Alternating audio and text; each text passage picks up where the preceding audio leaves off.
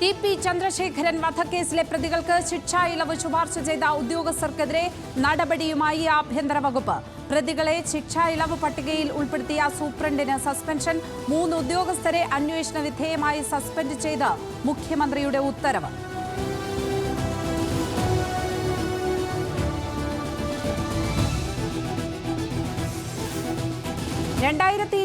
ലെ prison act ഭേദഗതി TP. Case പ്രതികൾക്ക് വേണ്ടിയെന്ന് പ്രതിപക്ഷ നേതാവ്.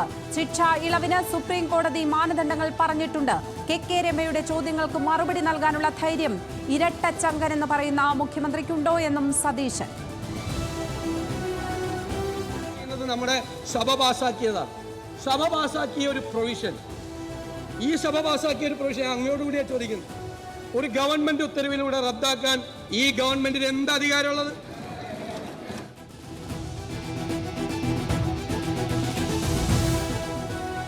ജയിൽ ഉദ്യോഗസ്ഥരുടെ സസ്പെൻഷൻ സർക്കാരിന്റെ മുഖം രക്ഷിക്കൽ നടപടിയെന്ന് കെ രമ. ഉദ്യോഗസ്ഥർ മാത്രം വിചാരിച്ചാൽ ലിസ്റ്റ് വരുമോ? ആഭ്യന്തര വകുപ്പ് ഉൾപ്പെടെ അറിഞ്ഞുകൊണ്ടാണ് പ്രതികളെ ഉൾപ്പെടുത്തിയതെന്നും രമ. സസ്പെൻഡ് ചെയ്ത് മുഖം രക്ഷിക്കാൻ സർക്കാർ ശ്രമിക്കുന്നു. പക്ഷെ അതിനകത്ത് ഉദ്യോഗസ്ഥന്മാർ മാത്രം വിചാരിച്ചാൽ ഈ പ്രതികളുടെ ലിസ്റ്റ് വരുമോ? ഉദ്യോഗസ്ഥന്മാർ വിചാരിച്ചാൽ നടക്കില്ല. 3/6 കൃത്യമായ സർക്കാരിന്റെ ഉത്തരവ് പ്രകാരം അവിടുത്തെ ജയിൽ ഉപദേശക സമിതി ഉൾപ്പെടെ ആഭ്യന്തര വകുപ്പ് ഉൾപ്പെടെ അറിഞ്ഞുകൊണ്ടാണ് ഈ പ്രതികളുടെ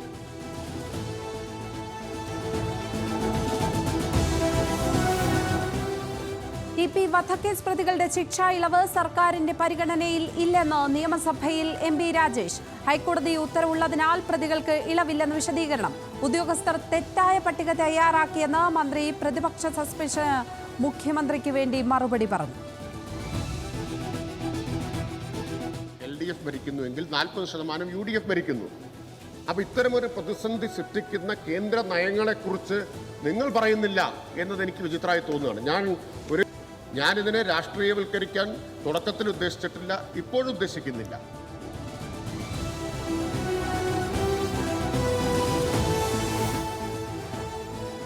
ന്യൂനപക്ഷ സംരക്ഷണ നിലപാട് ഭരണഘടനാ സംരക്ഷണ പോരാട്ടത്തിന്റെ ഭാഗമെന്ന് CPIM സംസ്ഥാന സെക്രട്ടറി M.V. ഗോവിന്ദൻ.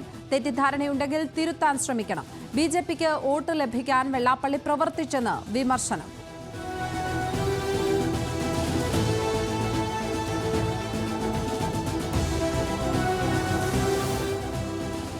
മനു തോമസിനെതിരെ ഭീഷണിയുമായി ആകാശ് തില്ലങ്കേരി. പാർട്ടിക്കെതിരെ എന്തും പറയാമെന്ന് കരുതേണ്ട, അക്കാര്യം ബോധ്യപ്പെടുത്താൻ അധികം സമയം വേണ്ട.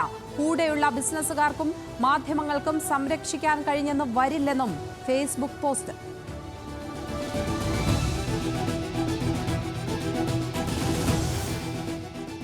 കളിക്കവിള കൊലപാതകത്തിൽ പ്രതിയുടെ നിർണായക മൊഴി. കൊട്ടേഷൻ നൽകിയത് ആശുപത്രി ഉപകരണങ്ങളുടെ ഡീലറെന്ന് പ്രതി. കൊലയ്ക്ക് ഉപയോഗിച്ച കത്തിയും മാസ്കും നൽകിയത് ഇയാളെന്നും മൊഴി. പ്രതിയുടെ മൊഴികളിൽ വൈരുദ്ധ്യമുണ്ടെന്ന് പോലീസ്. നഷ്ടമായ പണം കണ്ടെത്തിയതായും സൂചന. പ്രതി സജികുമാറിന്റെ അറസ്റ്റ് ഇന്ന് രേഖപ്പെടുത്തും.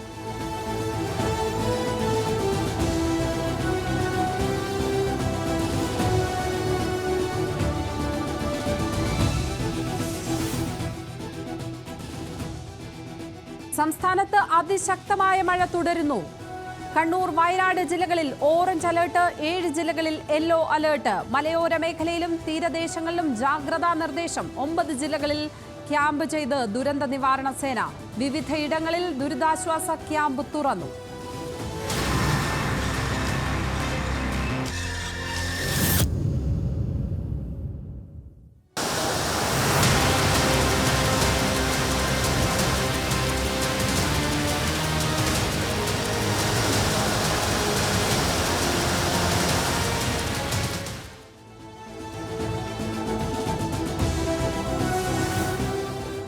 കനത്ത മഴയിൽ കരകവിഞ്ഞ് പുഴകൾ.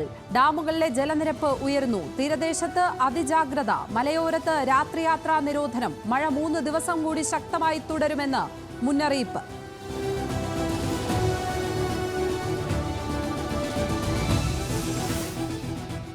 സർക്കാരിനെ വെല്ലുവിളിച്ച് ഓൺലൈൻ തട്ടിപ്പ് കേസിലെ ഹൈറിച്ച് കമ്പനി. വാട്സാപ്പ് ഗ്രൂപ്പിൽ വന്ന ഓഡിയോ സന്ദേശം പുറത്ത്. 1 രൂപയ്ക്ക് ഗതിയില്ലാത്ത സർക്കാർ ഹൈറിച്ചിനെ തകർക്കാൻ ശ്രമിക്കുന്നു. വേണ്ടിവന്നാൽ സർക്കാരിനെതിരെ സമരം ചെയ്യുമെന്നും ഓഡിയോ സന്ദേശം.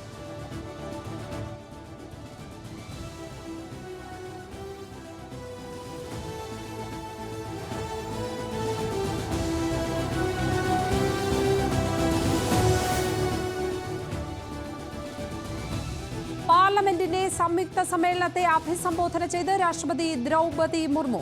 ജനങ്ങൾ മോദി സർക്കാരിനെ വിശ്വാസത്തിലെടുത്തു എന്നും ദ്രൗപദി മുർമു. ഇനിയും ഏറെ ജനങ്ങൾക്കായി ചെയ്യാനുണ്ടെന്നും രാഷ്ട്രപതി. മൂന്നാം മോദി സർക്കാർ അധികാരത്തിലേറിയ ശേഷം രാഷ്ട്രപതിയുടെ ആദ്യ പാർലമെന്റ് പ്രസംഗം. രാജ്യസഭാ സമ്മേളനത്തിന് ഇന്ന് തുടക്കം.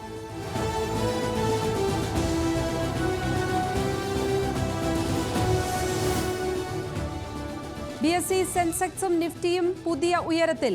79,000 പിന്നിട്ട് BSE സെൻസെക്സ്. നിഫ്റ്റി 23,900-ലെത്തി. ഓഹരി വിപണിയിൽ നേട്ടമുണ്ടാക്കി റിലയൻസ് ഇൻഡസ്ട്രീസും ആക്സിസ് ബാങ്കും ICICI ബാങ്കും.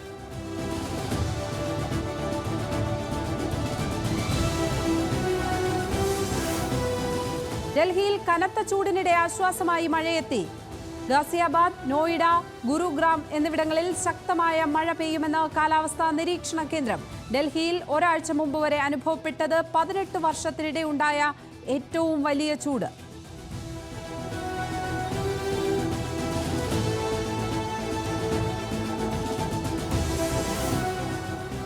കേരളത്തിൽ ഭരണവിരുദ്ധ വികാരം ഉണ്ടായിട്ടുണ്ടെന്ന് NCP സംസ്ഥാന അധ്യക്ഷൻ PC ചാക്കോ.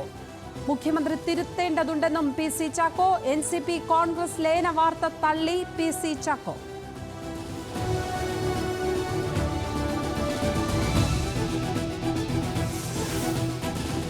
ലോക്സഭയിലേത് വലിയ തോൽവിയെന്ന് ആവർത്തിച്ച് MV ഗോവിന്ദൻ. തിരുത്തൽ നടപടികൾ തുടങ്ങി. തോൽവിക്ക് ഉത്തരവാദി മുഖ്യമന്ത്രിയാണെന്ന് പറയുന്നത് അസംബന്ധം. CPIM-നെതിരായി കടന്നാക്രമിക്കുക എന്ന് പറഞ്ഞാൽ പിണറായിക്കെതിരായിട്ട് കടന്നാക്രമിക്കുക തന്നെയാണ്.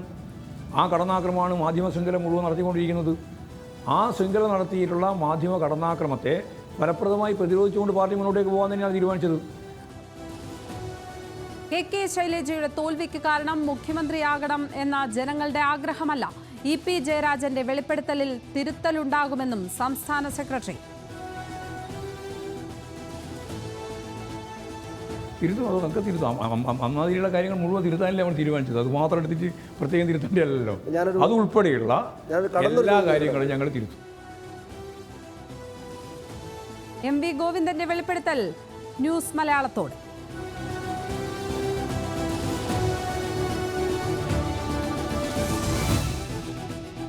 കോളേജ് ക്യാമ്പസിൽ ബുർഖയ്ക്കും ഹിജാബിനും നിഖാബിനും ഏർപ്പെടുത്തിയ വിലക്ക് ശരിവെച്ച് ബോംബെ ഹൈക്കോടതി. 9 വിദ്യാർത്ഥികൾ നൽകിയ ഹർജി ഹൈക്കോടതി തള്ളി. ബുർഖയും ഹിജാബും നിഖാബും അനിവാര്യമായ മതാചാരമല്ലെന്ന് നിരീക്ഷിച്ച് കോടതി.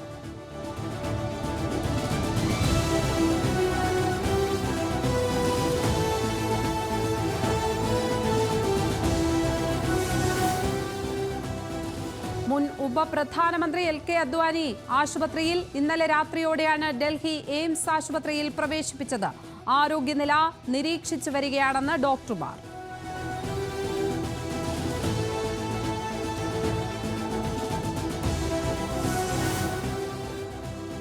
ISRO ചാരക്കേസിലെ ഗൂഢാലോചനയിൽ കുറ്റപത്രം സമർപ്പിച്ച CBI.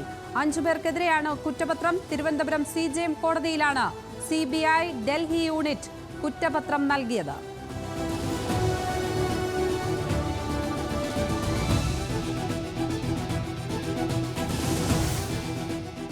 ഇന്ത്യ ഹിന്ദു രാഷ്ട്രമല്ലെന്ന് കഴിഞ്ഞ ലോക്സഭാ തെരഞ്ഞെടുപ്പ് തെളിയിച്ചുവെന്ന് നൊബേൽ സമ്മാന ജേതാവ് അമർത്യ സെൻ. വിചാരണ കൂടാതെ ആളുകളെ തടവിലാക്കുന്നതിലും വിമർശനം. നൊബേൽ സമ്മാന ജേതാവിന്റെ വിമർശനം അമേരിക്കയിൽ നിന്ന് കൊൽക്കത്തയിൽ മടങ്ങിയെത്തിയപ്പോൾ.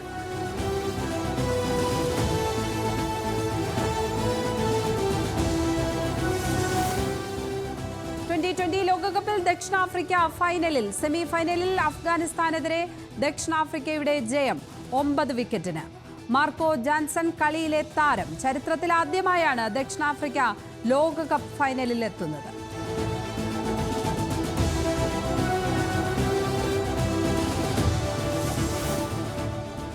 പ്രധാനമന്ത്രിക്ക് കത്തയച്ച് MK സ്റ്റാലിൻ. ജാതി സെൻസസ് നടത്തണമെന്ന ആവശ്യം. 2024 സെൻസസിനൊപ്പം ജാതി സെൻസസ് നടത്തണമെന്നും തമിഴ്നാട് മുഖ്യമന്ത്രി.